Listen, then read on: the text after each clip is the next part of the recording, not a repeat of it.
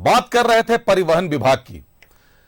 परिवहन विभाग एक टेंडर निकालता है, राज्य के सीमावर्ती इलाकों में 9 इंटीग्रेटेड चेक पोस्ट बनाने का टेंडर होता है। उस टेंडर को लेने के लिए कई कंपनियां अपना इंटरेस्ट दिखाती है, अपनी दिलचस्पी दिखाती हैं। उसमें एक कंपनी को वो टेंडर फाइनल किया जाता है, कंपनी अपना काम शुरू कर देती है। जब कंपनी काम शुरू करती है तो जमीन को लेकर कई जगहों पर विवाद शुरू हो जाते हैं, बालू को लेकर विवाद शुरू हो जाता है। कंपनी को काम करने के लिए पर्याप्त मौका नहीं मिलता। नतीजा यह होता है कि 2004 का काम 2023 तक तो हो नहीं पाता, पहला। दूसरा कि 2011 में ही राज्य सरकार कंपनी से कहती है कि जितना पैसा खर्च हुआ उतना पैसा वापस कर देंगे। 11 करोड़ रुपए की वापसी पर राज्य सरकार सहमति देती है, लेकिन 2011 से 2023 आ जाता है, कंपनी का पैसा वापस नहीं होता। होता यह है कि कंपनी कोर्ट चली जाती है और कमर्शियल कोर्ट आदेश देता है कि सरकार की संपत्ति, परिवहन विभाग की संपत्ति जब्त कर ली जाए। आनन फानन में नाजिर के साथ टीम आती है, मजिस्ट्रेट की तैनाती होती है और परिवहन विभाग जो एफएफपी बिल्डिंग स्थित हाईकोर्ट एचईसी के एफएफपी बिल्डिंग स्थित परिवहन विभाग का जो कार्यालय चल रहा था, वहां से कुर्सी, टेबल, कंप्यूटर, लैपटॉप सब जब्त कर लिया जाता है। तब शायद परिवहन विभाग की नींद खुलती है। परिवहन विभाग आनंद फानन में हाईकोर्ट पहुंचता है और हाईकोर्ट इस पूरे मामले पर स्टे लगा देती है। क्या है पूरा मामला, देखिए ये रिपोर्ट। झारखंड के परिवहन विभाग को बड़ी राहत, हाईकोर्ट ने संपत्ति जब्त करने के आदेश पर लगाई रोक। झारखंड हाईकोर्ट से परिवहन विभाग को बड़ी राहत मिली है। हाईकोर्ट ने परिवहन विभाग की संपत्ति जब्त करने के आदेश पर रोक लगा दी है। निचली अदालत ने काम कराने के बाद भुगतान नहीं करने के मामले में परिवहन विभाग की संपत्ति को जब्त करने का आदेश दिया था। इसके खिलाफ परिवहन विभाग ने हाई कोर्ट में याचिका दाखिल की थी। साल 2004 में 9 इंटीग्रेट चेक पोस्ट बनाने का निकला था टेंडर। मेसर्स केएस सॉफ्टनेट कंपनी को मिली थी चेक पोस्ट बनाने की जिम्मेदारी। अप्रैल 2013 में सरकार ने प्रोजेक्ट का काम रोक दिया था। कंपनी में प्रोजेक्ट में खर्च की गई राशि की मांग की गई थी। साल 2017 में सरकार ने कंपनी को 11 करोड़ देने की बात कही थी, लेकिन 5 साल बाद भी सरकार ने पैसे नहीं दिए। कंपनी ने कमर्शियल कोर्ट रांची में काउंटर केस दायर किया। 13 जुलाई 2023 को कमर्शियल कोर्ट ने परिवहन विभाग के कार्यालय को अटैच करने का दिया आदेश।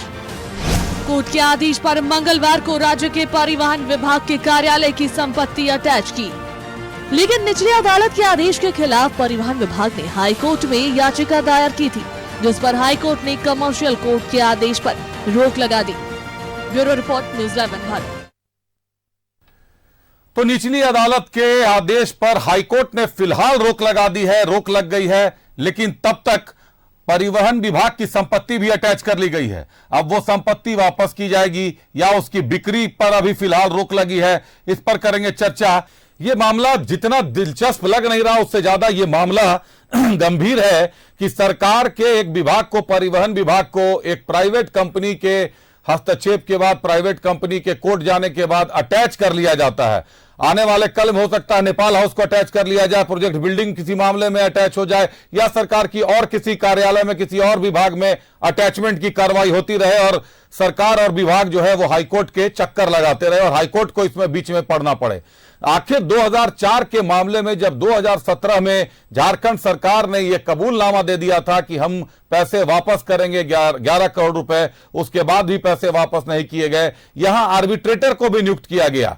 पूर्व जो है लोकायुक्त जो थे अमरेश्वर सहाय, उनको बतौर आर्बिट्रेटर बनाया गया। उन्होंने 10,56,000 रुपयों की बात बताई कि 10,56,000 रुपये का भुगतान सरकार करेगी। उसके बावजूद भी पैसे का भुगतान नहीं हुआ और कंपनी जो है वो चली गई कोर्ट में। कंपनी का आरोप है कि सरकार ने तय समय सीमा के अंदर उनको जमीन उपलब्ध नहीं कराई थी, उनको पर्याप्त सुविधाएं उपलब्ध नहीं कराई थी, इसलिए उनको जो है सरकार वो काम नहीं कर सकी। इंटीग्रेटेड चेक पोस्ट बनने से सीमावर्ती इलाकों में, झारखंड के सीमावर्ती इलाकों में इंटीग्रेटेड चेक पोस्ट बनाया जाना था और जब सीमा की मुस्तैदी हो जाती, सीमा पे इंटीग्रेटेड चेक पोस्ट बनते, तो जिस बांग्लादेशी घुसपैठियों की बात हम कर रहे हैं, जहां एनआरसी लाने की बात कर रहे हैं, उसकी कवायद 2004 में ही शुरू हो गई थी। अभी तक शायद काफी हद तक बांग्लादेशी घुसपैठ पर रोक लग सकती थी। बहरहाल हम रुक करते अपने सहयोगी राकेश का। राकेश कुमार जी हमसे जुड़े हुए हैं। राकेश जी, सरकार का एक विभाग है परिवहन विभाग, एफएफपी बिल्डिंग में उसका कार्यालय चलता है, और कमर्शियल कोर्ट के लोग कल पहुंचकर विभाग को जब्त कर लेते हैं, अटैच कर लेते हैं, कुर्सी टेबल कंप्यूटर सब कुछ उठा कर ले आते हैं। आज हाईकोर्ट उसमें स्टे लगा देता है। अब जो उसकी जो सामान उसका जो जब्त हुआ है वो वापस लौटाया जाएगा या बिकेगा, क्या जानकारियां हैं इस मामले में? देखिए, अब से एक बड़ा दिलचस्प मामला है और सबसे बड़ी बात कही जा सकती है कि जिस उद्देश्य से चेक पोस्ट बनाने की बात कही गई थी उस उद्देश्य को तो पूरा नहीं किया गया, लेकिन जिस तरीके से आज इस पर विवाद होता चला गया है और कॉमर्शियल कोर्ट की तरफ से जो आदेश दिया गया और उसके बाद से हाई कोर्ट की तरफ से जो स्टे लगाया गया है, तो कहीं ना कहीं ये सवाल कई खड़े कर रहे हैं कि आखिर आने वाले समय में क्या कुछ होगा, उनके सामानों की क्या की जाएगी और किस तरीके से आगे इस पर काम किया जा सकता है। क्योंकि एक ऐसा उदाहरण सामने आया है जिसमें कहीं ना कहीं एक विभाग के सामानों को जब्तीकरण की बात आई थी, तो ऐसे में अब जाकर चर्चा चल रही है कि आने वाले समय में आखिर क्या होगा, क्योंकि कोर्ट की प्रक्रिया है और मुझे लगता है कि कोर्ट की प्रक्रिया को पूरा करने के बाद ही सामान की वापसी होगी। लेकिन जिस तरीके से आपने एक और बात कही कि बांग्लादेशी घुसपैठियों को रोकने की बात आई थी या फिर अवैध तरीके से जो राकेश जी 2004 का मामला है, 9 इंटीग्रेटेड चेक पोस्ट बनाए जाने वाले थे, सारे सीमाओं पर बनाए जाने थे, और अगर इंटीग्रेटेड चेक पोस्ट उस समय से बनना शुरू हो जाते तो शायद 2007-8 तक यह काम कंप्लीट हो जाता, लेकिन यह काम कंप्लीट ही नहीं हुआ। और 9 अगर बना दिए जाते चेक पोस्ट तो ये जो बांग्लादेशी घुसपैठियों पर राजनीति चल रही है, एनआरसी की मांग होती है, तो कभी केंद्रीय सीमा सुरक्षा पर मांग होती है, ये तो राज्य सरकार के अधीन था ये काम, फिर इस काम को पूरा क्यों नहीं करवाया जा सका?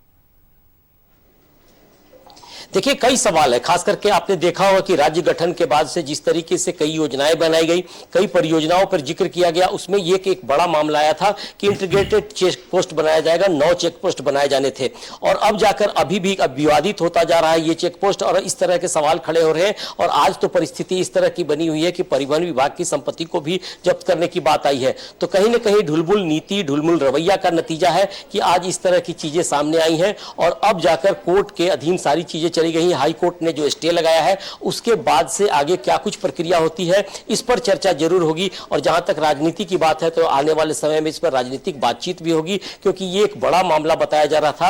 और राकेश यहां एक अहम सवाल यह हो जाता है कि 2004 में राज्य सरकार ही टेंडर निकालती है और 2013 में राज्य सरकार ही उस काम पर रोक लगा देती है।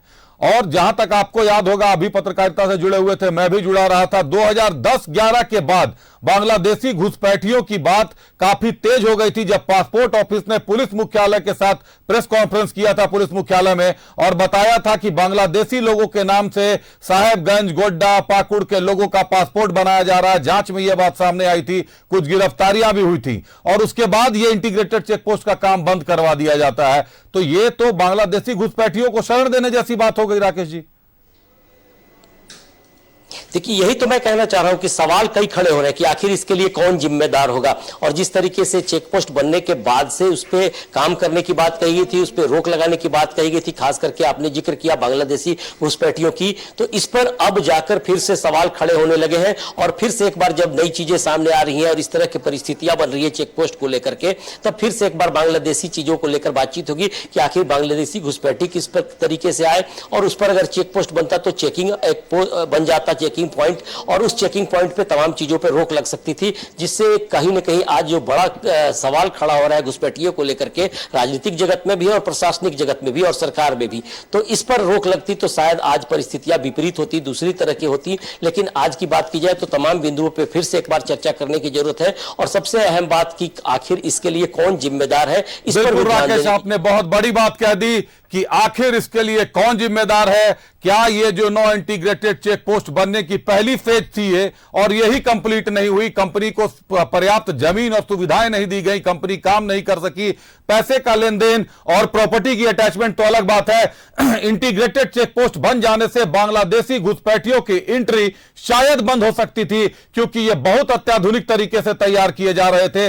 जितनी तरह की मशीनों को लगाए जाने की बात सामने आ रही है, जितनी सुविधाएं देने की बात आ रही है, शायद ये बाहरी एंट्री बंद हो जाती और झारखंड की राजनीति में बड़ा भूचाल आ सकता था। झारखंड की राजनीति में ये जो बड़े बड़े एंगल हर दिन निकल रहे हैं, इस पर रोक लग सकती थी। लेकिन इस मुद्दे को आपको यहां यह भी बता दें कि इस मुद्दे को सरकार ने या विपक्ष ने किसी ने गंभीरता से नहीं लिया, इस मुद्दे को ढीला छोड़ दिया गया। इसका मतलब है कि अभी तक राज्य में इंटीग्रेटेड चेक पोस्ट नहीं है। 2013 में अगर राज्य सरकार ने रोक लगा दी है तो राज्य की सीमाएं अभी तक पूरी तरीके से सील नहीं मानी जा सकती, क्योंकि ज्यादातर राज्यों की सीमाएं इंटीग्रेटेड चेक पोस्ट से सील कर दी गई है और झारखंड इस मामले में अभी पिछड़ा हुआ है। देखना है तद्रा कहे, तंद्रा कहे या निद्रा कहे, कब टूटती है, उसका इंतजार हमें भी है, दर्शकों को भी है। बहुत धन्यवाद राकेश आपका हमारे साथ जुड़ने के लिए।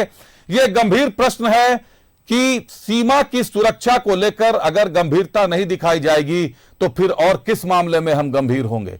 बांग्लादेशी घुसपैठियों का मामला हर दिन गर्म होता है। बांग्लादेशी संथाल में एनआरसी की मांग हर दिन होती है, और कुछ नहीं तो कम से कम संथाल में तो इंटीग्रेटेड चेक पोस्ट बनाए दिए जा सकते थे, लेकिन 2004 की योजना को 2013 में रोक दिया गया।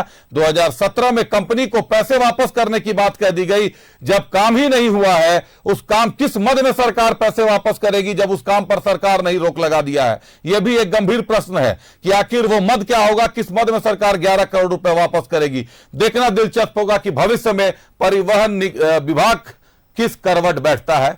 बहरहाल मेरे साथ स्पेशल में आज इतना ही।